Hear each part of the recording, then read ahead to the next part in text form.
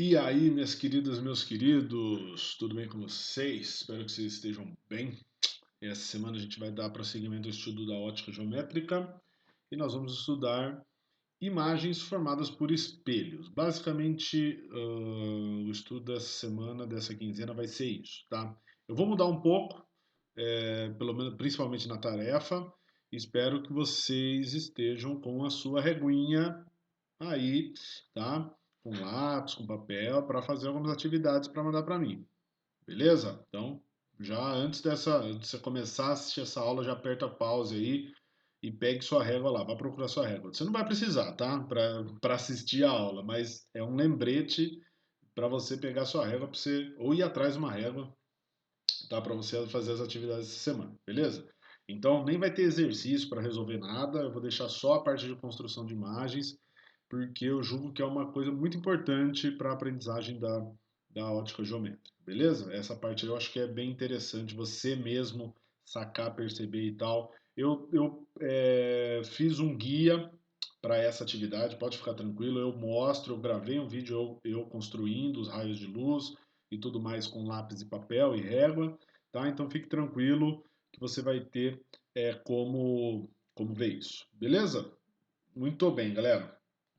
Então, vamos lá para a nossa aula, tá? Primeiro, vou começar com o estudo dos espelhos planos, que são aqueles espelhos, digamos, mais simples de se estudar. Por quê? Tá? Do uso que a gente tem desses espelhos no cotidiano, a gente já tem informação pra caramba sobre eles e provavelmente a maioria de vocês sabe como ele funciona. Quando eu falo assim, como ele funciona, qual é o tipo de imagem que ele dá, como que é essa imagem, tá? Quais são as características dessa imagem. O que a gente vai fazer aqui é só adequar esse conhecimento para a linguagem acadêmica, beleza? Que a gente usa na física, tá? Então eu tenho aí, ó, nessa imagem, provavelmente muitos de vocês se familiarizem com essa situação. Tem uma pessoa olhando no espelho, beleza? Tá? E olha que interessante, a imagem formada pelo espelho plano está atrás do espelho. Isso que é muito louco. Tipo, esse cara aqui tá o cara, né? Aqui tá a imagem dele. Essa é a imagem, certo? Então ele é o objeto e a imagem está ali. A imagem está atrás do espelho. Olha que loucura, certo? Quando a imagem é formada atrás do espelho, essa é a principal maneira de se classificar uma imagem, nós dizemos que essa imagem é uma imagem virtual. Então a primeira característica do espelho plano é que ele só gera imagem do tipo virtual. Beleza? Toda a imagem gerada pelo espelho plano estará atrás do espelho. Tá? Ai, professor, mas ela tá atrás, se eu olhar atrás do espelho, a imagem tá. Não, né? Não vai estar lá atrás do espelho, é que é um espaço, tudo que está sendo. Todo o espaço que está na frente do espelho está sendo refletido por ele. Então, incluindo a imagem do seu corpo, que tá lá atrás, beleza? Tá? Quanto à questão de posição, o quanto de espaço que está atrás do espelho, daqui a pouco a gente vai falar disso. Uma outra característica muito interessante que a gente pode observar nessa foto é a seguinte: note que essa pessoa ela está com a mão direita, né, apontando aqui, ó, para o espelho, beleza? E se você olhar na mão da imagem desse cara, é a mão esquerda. Olha que loucura! Então, se você pegar um eixo que passa assim na vertical, né? Um eixo longitudinal que passa no meio do cara, tá? E da imagem dele, ele levanta a mão direita na frente do espelho, só que a sua imagem levanta a mão esquerda. Então é como se ele tivesse, eu não acredito que eu vou fazer isso, mas é assim. É como se a imagem estivesse assim. Tomara que tenha pego, tá? Certo? A mão direita, a imagem esquerda. Beleza? Meu chinelo ficou ali atrás, mas tudo bem. Entendeu? Então, isso é uma outra coisa muito interessante. Inclusive, que tem um vídeo do Caio Gomes, ele tem um canal lá do Fisiculturista, não sei se vocês conhecem, muitos de vocês devem conhecer, que é muito legal também. Segue o cara lá, tá? Se inscreve. Agora ele tá fazendo umas lives na Twitch, tá bem legal. Acompanhe lá. Ele tem um vídeo muito interessante explicando por que isso acontece, tá? Então eu vou deixar linkado aqui agora, tá? Ali em cima ali, tá? Agora, para você dar uma entrada lá e dar uma olhada nesse vídeo depois, muito interessante, tá? Um dos efeitos disso daí é, uma um dos efeitos no cotidiano, desculpe, que a gente vê dessa característica, né, da imagem do espelho ser invertida, né, horizontalmente, digamos assim, é o fato de que em alguns carros oficiais, como de bombeiros, ambulâncias, né, ou outros tipos de viatura da polícia e tal, é, o nome da instituição ali que está que ele está representando, né, que o caminhão está representando, está invertido, certo? Então, como vocês provavelmente já devem ter visto, né, ambulância, bombeiro e tudo mais. Por que que eles pintam o nome dessa forma, né, invertida? Porque quando você coloca o espelho, né, quando você vê o espelho, a pessoa que está dirigindo o carro olha pelo espelho retrovisor, vai ver o inverso dessa pintura aí, dessas letras, e vai conseguir ler bombeiros corretamente. Beleza? Então é meio que o cara escreve invertido para o espelho inverter de novo e o cara lê direitinho. Certo? Entendeu?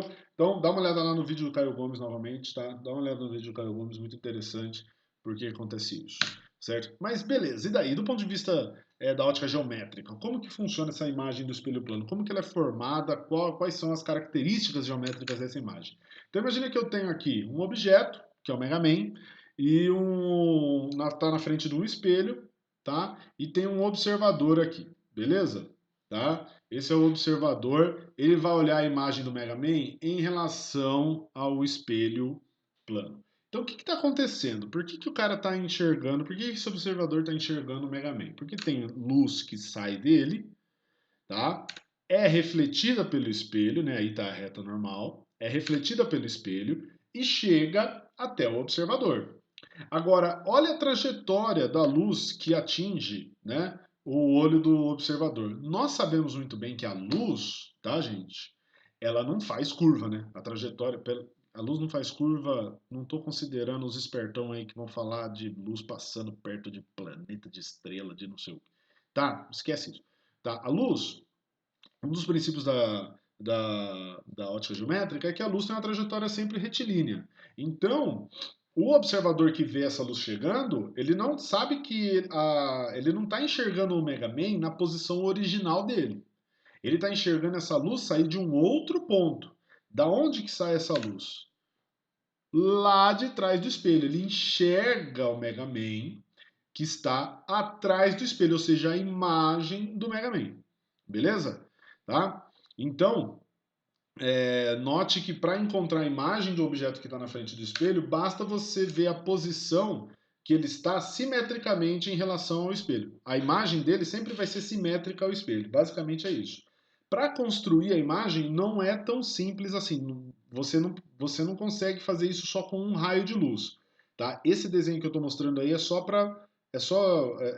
esse passo a passo para você entender por que, que a gente percebe a imagem que está lá atrás do espelho. A luz parece vir da onde? Tá? Daqui de trás até chegar no olho do cara. Entendeu? Beleza? Tanto que muitas vezes imagens fornecidas por espelhos, quando você olha a imagem e a pessoa, se você conseguir ver as duas, os dois estiverem no seu campo de visão ali, você percebe que às vezes a imagem está menor em relação da onde você está olhando. Por quê? Porque a imagem está mais longe do que o objeto, que é esse caso aí. Tá? Beleza? Para de fato encontrar a imagem formada por um espelho plano, eu preciso de dois raios de luz. Então dá uma olhadinha aqui, acompanha comigo. Eu tenho esse ponto P, que é um objeto que está na frente do espelho. Veja que eu tenho dois raios de luz. Esse raio de luz aqui, um, e esse raio de luz, dois. Aí o que acontece? O raio de luz 1, ó, ele é refletido aqui, e o raio de luz 2 é refletido aqui. Note que depois de refletido, esses dois raios de luz, está vendo que eles divergem? Eles nunca vão se encontrar? Aí você pensa, mas da onde que saíram esses dois raios de luz que divergiram? Você faz o prolongamento dos raios refletidos atrás do espelho e dá uma olhada onde eles se encontram. A intersecção dos raios refletidos é exatamente a posição, determina exatamente a posição da imagem do ponto P. Entendeu?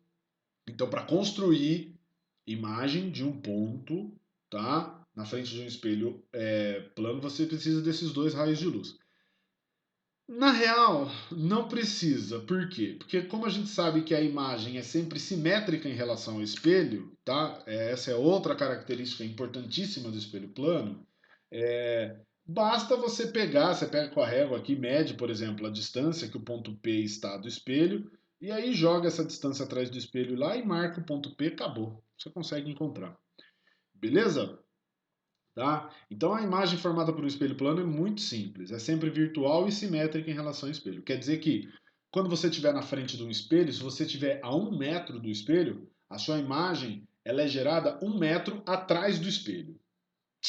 Beleza? Então, espelho plano, de boa, tá? Depois a gente vê mais alguns exemplos e tal. Eu gostaria de dar mais ênfase para os espelhos esféricos que virão aí. Uma das aplicações muito interessantes do espelho plano é o campo visual. O que é o campo visual? O campo visual, gente, é a região que está na frente do espelho que você consegue enxergar por meio da reflexão dele. Tá? Então você tem inúmeras aplicações de campo visual. Tá? Eu coloquei um GIF aí só para mostrar para vocês uma das aplicações que está muito presente no cotidiano de todos nós, que é a pessoa que está dirigindo e usa os espelhos retrovisores como referência, né, para saber o que está acontecendo à sua volta. Certo? Tá? O cara tem que ter várias referências, tem vários espelhos. Todo automóvel tem muitos espelhos para você utilizar, né? Quando eu falo muitos, 3, máximo 4 aí, se for um busão, um caminhão e tal, né? Beleza? Tá? Então, como que o campo visual é encontrado do ponto de vista geométrico, tá? Imagine então que eu tenho um observador aqui, ó, certo? O observador está aqui, observador O, tá? E eu quero encontrar qual é o campo visual desse observador quando ele olha para esse espelho E que tem esse tamanho aqui, tá? Aqui já está, claro, construído, eu só quero mostrar para vocês como que a gente faz na prática, tá? Com papel e tal.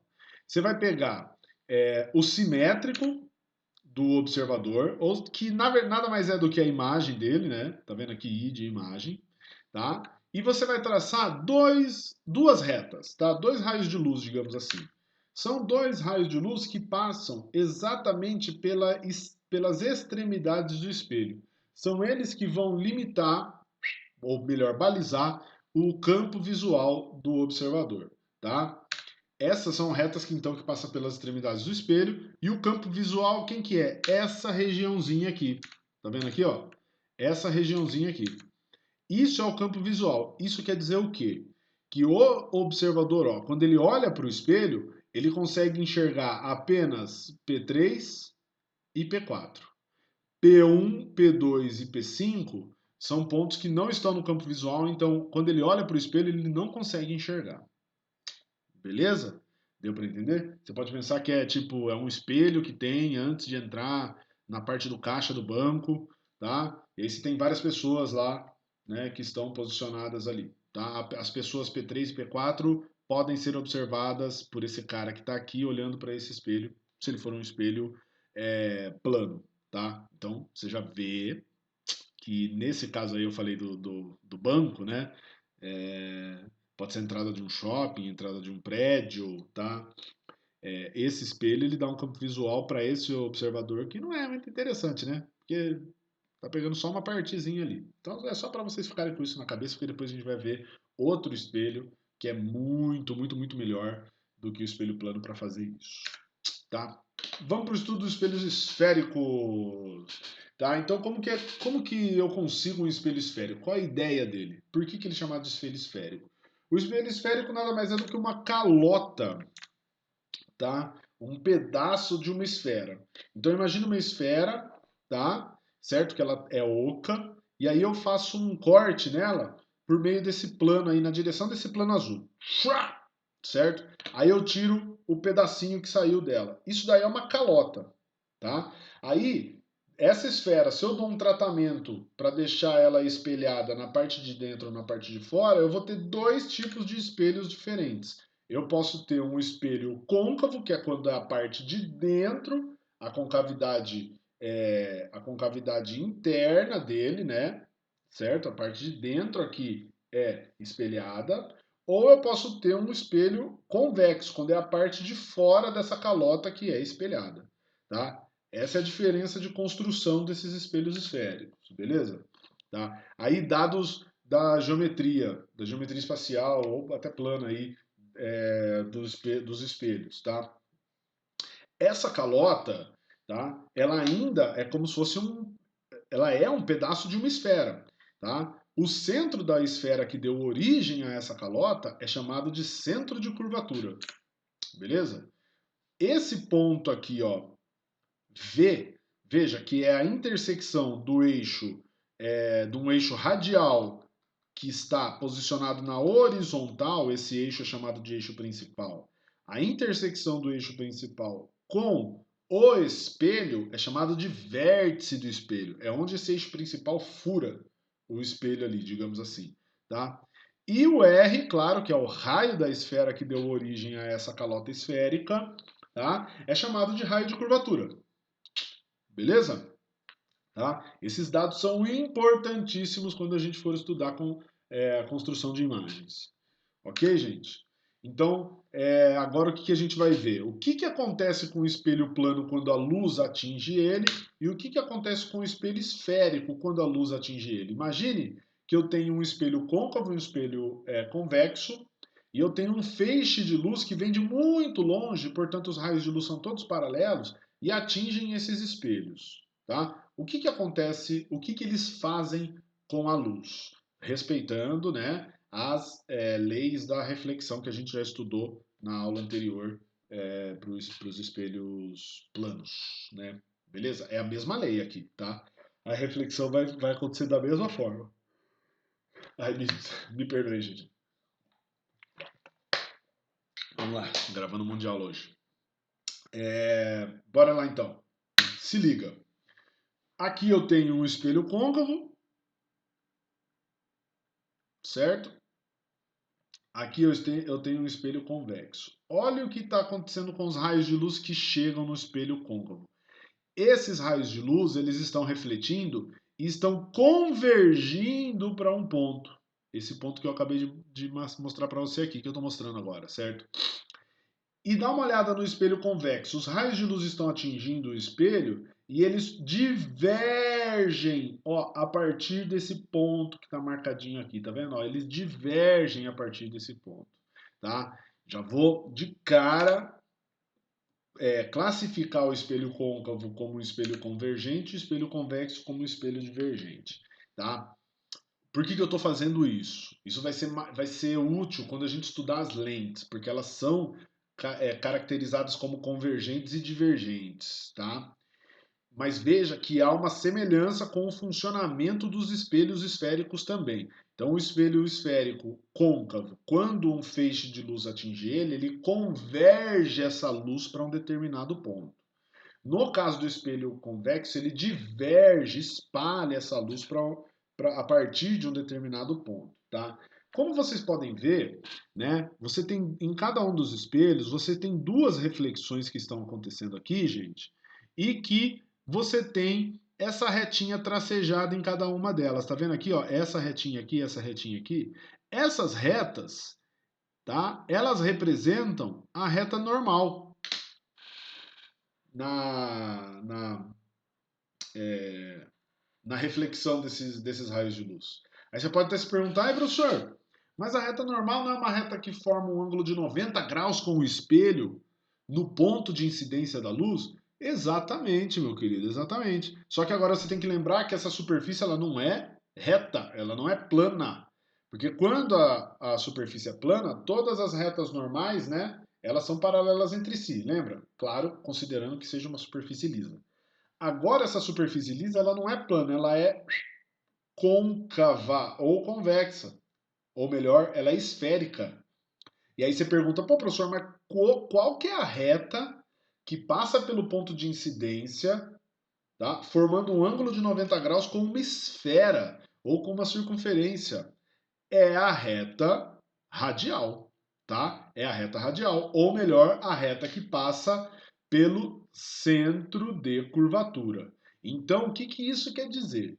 Que em cada ponto de incidência, em cada ponto do espelho, a reta normal tem uma direção diferente. Porque a reta normal é a reta que vai passar pelo ponto de incidência e pelo centro de curvatura do espelho. Em cada ponto você tem uma normal. Por isso que as imagens, tá, dos espelhos esféricos são diferentes. E também eles geram imagens diferentes dependendo da posição do objeto, nós veremos. Nós vamos falar sobre isso daí. Tá? Isso é muito importante de saber. Não é uma coisa que a gente vai usar na prática, tipo, desenha a reta normal aqui para desenhar o raio de luz, medir o ângulo de incidência com o ângulo de reflexão, nada disso. Tá? Inclusive o ângulo de incidência, ó, esse é um ângulo de incidência, olha aqui, ó, ângulo de reflexão. Irmão, ângulo de reflexão. Outro aqui, ó, ângulo de incidência, ângulo de reflexão, ângulo de incidência, ângulo de reflexão. Entendeu? Em cada um deles, em cada uma dessas reflexões, as leis da reflexão estão sendo respeitadas. Beleza? Muito bem. Agora, a característica que torna os espelhos esféricos tão interessantes e tão diferentes do espelho plano. A presença desse ponto para onde a luz converge, no caso do espelho côncavo, e a partir da onde a luz diverge no espelho convexo. Esses pontos são chamados de foco do espelho, ok? Esse que é o foco tanto do espelho côncavo quanto do espelho convexo, tá? A presença do foco é a característica mais importante nos espelhos esféricos aí. Beleza, galera? Tá? O foco determina uma característica que nós chamamos de distância focal, tá? E o mais importante, tá? O ponto que representa o foco fica sempre no ponto médio do segmento de reta determinado pelo centro de curvatura e pelo vértice do espelho. Então, se você pegar do centro até o vértice, você tem a distância igual a de um raio de curvatura desse espelho. Por isso que a distância focal é metade dele, porque o foco está ali no meio. Tá? Eu não vou deduzir aqui, mas é uma coisa que dá para deduzir isso daí geometricamente e algebricamente também tranquilamente. Tá? Beleza? Então, muito importante esse slide aí, depois vocês dão uma estudada, uma reforçada nisso que eu falei aqui, beleza? Muito bem, como que a gente usa esses espelhos, né? Bom, tem várias situações do cotidiano que eu posso comentar com vocês aqui. Eu coloquei algumas fotos para comentar. O espelhinho do dentista, certo? Que ele usa, ele não é um espelho plano, é um espelho côncavo. O espelho côncavo, quando você coloca objetos próximos dele, gente, ele dá uma imagem aumentada, tá? As meninas aí, principalmente, e os caras que usam maquiagem também, né? Que usam espelho de maquiagem, estão ligados nisso, tá? Espelhos de maquiagem como esse aqui, espelhinho de bolso, tá? Beleza? Que tem dois, você abre assim, ele tem dois. Não sei se vocês já perceberam. Um ele dá a imagem normal do espelho plano e o outro dá uma imagem aumentada. É porque ele é um espelho côncavo, tá? Ô louco, professor, mas eu não consigo. Ô louco, eu olho pro espelho, ele é plano. Então tá uma superfície plana, não consigo perceber que ele é baloado assim para dentro, assim, professor. Então, você não consegue perceber por quê? Porque esses espelhos aí nós chamamos de espelhos gaussianos. Eu até explico depois lá no guia de construção de imagens isso. Esses espelhos eles têm um raio de curvatura grande e a calota que é retirada, digamos assim, da esfera, não é bem assim que é feito, mas imagina que tem uma esfera que dá origem a esses espelhos, a calota que é tirada é um pedaço muito pequenininho, é uma variação angular pequena. E aí você não consegue perceber a curvatura, ele é praticamente plano quando você olha, mas a imagem, as imagens fornecidas por eles, tá, são imagens típicas de espelhos côncavos, tá bom? Tem outros usos para os espelhos também, tá, gente? Ó, o que tem nessa imagem aqui de baixo é o que nós chamamos de forno solar. Então veja que tem um espelho no formato côncavo, certo? E uma panela ali no meio ali, tá? Colocada. Essa panela está próximo de qual ponto do espelho? Do foco. Então os raios de luz solar que chegam do Sol, ou seja, de muito longe, eles vêm todos paralelos, né? E quando eles incidem nesse espelho, eles convergem para onde? Para o foco. Tá? Então, ele convergindo toda a energia que é recebida por esse espelho lá na panela. E aí você consegue aquecer o alimento, cozinhar lá e tudo mais. Tá? Da hora, né? Então, regiões, principalmente regiões rurais, que não têm acesso, né, regiões que ainda não têm acesso à energia elétrica, esses fornos aí são muito, muito, muito utilizados, tá? Beleza? Tá, a galera usa mesmo. Esse daí que eu estou mostrando para vocês, ele é bem rudimentar, o jeito que ele está feito. Tem alguns que tem uma bandejinha mesmo, onde você coloca uma chapinha, onde você coloca a frigideira, a panela, tá? Muito bem feitinhos. Outro exemplo, você pode pensar num holofote, tá? Eu sempre dou o exemplo do farol do Fusca, tá? Puta, era para ter colocado uma imagem do farol do Fusca aí, tá? Ah, o farol do Fusca, ele nada mais é do que um espelho côncavo. A única coisa é que ele não é esférico, ele é parabólico, né? Certo? E a lâmpada é colocada onde? Próxima do foco. Aí a luz que atinge, que sai do foco onde está a lâmpada e atinge o espelho, é refletida como? Paralelamente ao eixo. Então, tem o espelho e tem o foco aqui, certo? O foco aqui. O raio de luz atinge o espelho e é projetado para frente. Beleza? Tá? Nos holofotes é isso que acontece também, em alguns tipos de holofote. Ok? Acho que eu vou espirrar, peraí. Perdi. Ai, que saco. Continuando. Então, esses são exemplos aí de espelhos côncavos. Tá? Tem outro espelho, tem aquele espelho que tem na loja de óculos, tá ligado? Quando você vai comprar óculos, né? Que é um espelho que fica de mesa, assim, que você pode virar. Ele tem espelho dos dois lados. Ele é um redondinho, assim. Não sei se vocês já viram, galera. Era pra ter colocado a imagem aí também. É que já tava muito cheio de imagem, eu falei, vou parar. De um lado ele é um espelho plano, normal, do outro lado ele é um espelho côncavo, que dá uma imagem aumentada, para você conseguir perceber detalhes e tal do seu rosto, tá? E os espelhos convexos? Os espelhos convexos, eles são utilizados, tá? Em locais que você precisa de um campo visual maior. Lembra que eu comentei lá do campo visual no caso do espelho plano? Tá? Então a gente coloca um espelho convexo, tá? Por exemplo, quando a gente precisa de um campo visual quando a gente está dirigindo, tá? Então, muitos carros, os caras fazem isso, né? No retrovisor, que é um espelho plano, coloca-se um espelhinho convexo no canto, tá? Agora, a maioria dos carros, eles já vêm com o retrovisor é, feito inteiro de espelho convexo, né? Tá? E também você tem aí em guaritas, no ônibus, na entrada de prédios, espelhos convexos desse tipo, que você tem um campo visual muito maior, tá? Note que ele dá uma imagem diminuída dos objetos, né? Por isso que você tem um campo visual maior. Ele reduz o tamanho do objeto, ele dá uma imagem reduzida, beleza? Tá? Muito bem. Como que a gente classifica essas imagens geradas por esses espelhos aí? Tá? Como que a gente classifica essas imagens? Bom, temos três propriedades. Tá? A primeira dela é a natureza, que eu já falei um pouquinho para vocês lá no caso dos espelhos planos. Ok? Então a natureza ela pode ser do tipo real ou do tipo virtual. Qual é a diferença? A virtual ela é sempre uma imagem que você consegue ver através do espelho. Ela é formada atrás do espelho. Então você olha no espelho e você vê a imagem lá atrás. Tá?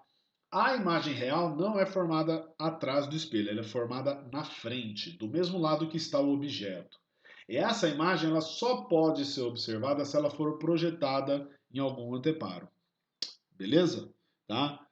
Essa imagem só pode ser enxergada se ela for projetada. Por exemplo, professor, como assim imagem projetada? Tá? A imagem do cinema.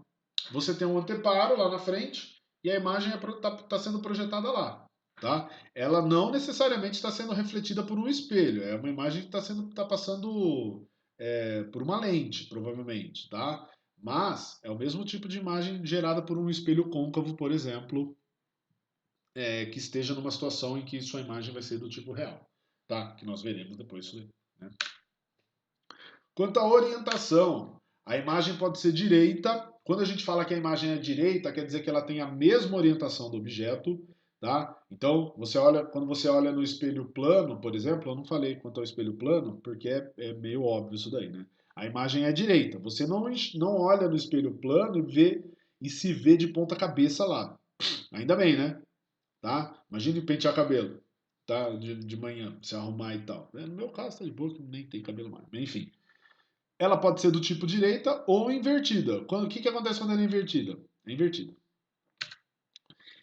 E o tamanho. Ó, no caso da orientação ali invertida, tá, gente? Em espelhos côncavos temos situações desse tipo, que a imagem é invertida, tá?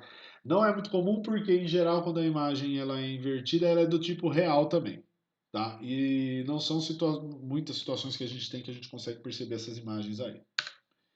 Tamanho. Ela pode ser maior, menor ou do mesmo tamanho. Beleza? No caso do espelho plano, é do mesmo tamanho. No caso do espelho convexo, vocês verão que ela é menor, tá? Beleza? E no caso do espelho côncavo, pode acontecer as três situações, beleza? Vocês que vão ver quando é cada uma dessas situações, do que depende. Beleza? Tá? Então esse slide aqui também é muito importante, vocês anotarem, vocês relembrarem isso daqui, porque vocês vão utilizar para resolver as tarefas, tá? Então, gente, depois de ver essa aula aqui, tá?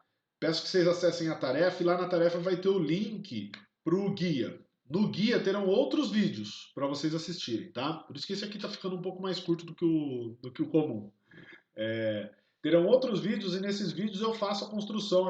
Aí eu tenho duas fotos aí de exemplo para vocês de como que eu fiz, tá? Eu fiz um passo a passo, tá bem didático, bem legal. Acompanhem, peguem o seu caderno, sigam as instruções. Eu dou todas as medidas para vocês, tá? Qual é o raio de curvatura, qual é a distância focal que eu estou usando, qual é o tamanho do meu objeto que eu fiz aqui, para você reproduzir perfeitamente no seu caderno aí, tá? Então vamos focar nessa parte de desenho geométrico nessa quinzena, a gente deixa para resolver questões, problemas e, enfim, problemas de física que a gente está mais acostumado na próxima quinzena. Beleza? Então acessem lá, tentem fazer. Se não conseguir, por favor, me procurem, tá? Porque daí eu tenho como mostrar na luzinha digital também, se você precisar, tiver com muita dúvida, tá? Como que é feita essas construções. Mas eu acho que do jeito que eu gravei, vocês vão levar na boa, tá, gente? Vocês vão conseguir de boa, tá? Então a gente vai ficar por aqui.